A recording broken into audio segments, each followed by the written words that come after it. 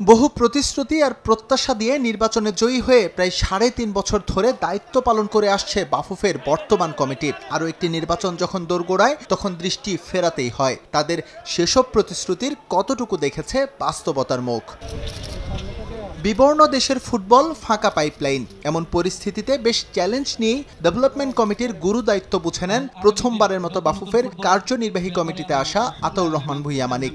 যুব ফুটবলে প্রাধান্য দিয়ে তার কমিটি কাজ শুরু করে একাডেমি নিয়ে। স্বল্প সময়ে ফল দিতে শুরু করেছে এই একাডেমি। আমাদের এলিট একাডেমি 100% সাকসেসফুল। সারা বাংলাদেশ থেকে কিন্তু আমরা যাচাই বাছাই করে আমরা প্লেয়ার নিয়েছি এবং এদেরকে একদম সুদক্ষ কোচ দ্বারা এদেরকে ট্রেনিং করানোর ফলেই কিন্তু আমরা একটা ভালো রেজাল্ট পেয়েছি। যতটুকু সম্ভব আমার নিজের ক্যাপাসিটিতে আমি চেষ্টা করেছি ফুটবলকে এগিয়ে নেওয়ার জন্য, ফুটবলকে কিছু দেওয়ার জন্য। তো 3.5 বছর শেষ, আগামীতে নির্বাচন, সেই নির্বাচনে আমি নির্বাচনে প্রতিদ্বন্দ্বিতা করব কি করব না এটা কিন্তু আসলে সিচুয়েশনের উপরে নির্ভর করবে। তবে একাডেমি করলেও তা পরিচালনা করতে গিয়ে বেশ বিপাকে পড়ে বাফুফে। অর্থ সংকটে মানসম্মত কোচ কিংবা পর্যাপ্ত চাহিদা সত্ত্বেও এর কলেবর বৃদ্ধি করতে পারেনি ডেভেলপমেন্ট কমিটি। বিভিন্ন সময়ে প্রতিবন্ধকতা নিয়ে নানা মহলে আলোচনা হলেও তার সমাধান মেলেনি।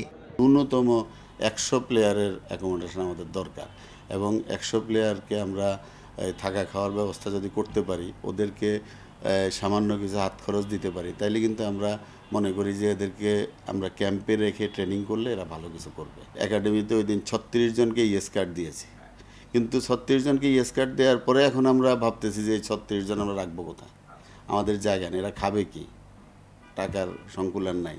তো যে কারণে আমি মনে করি এটা মন্ত্রণালয়ের মাধ্যমে মাননীয় মন্ত্রী মহোদয় যদি এবং আমাদের ফেডারেশনের প্রেসিডেন্ট সহ যদি মাননীয় প্রধানমন্ত্রীর গোচরীভূত করে বিষয়টা নিয়ে, তাইলেই এটা সমাধান হবে। ফুটবলারদের ফিটনেস ঠিক রাখতে একটা জিমের প্রয়োজন দীর্ঘ সময় ধরেই ছিল বাফুফের, সেই অভাব পূরণ হয় এবার। একাডেমি থেকে শুরু করে নারী ফুটবলের বিভিন্ন বয়সভিত্তিক দলের সদস্যরাও নিয়মিতই সুবিধা পেয়ে আসছে এই জিমের।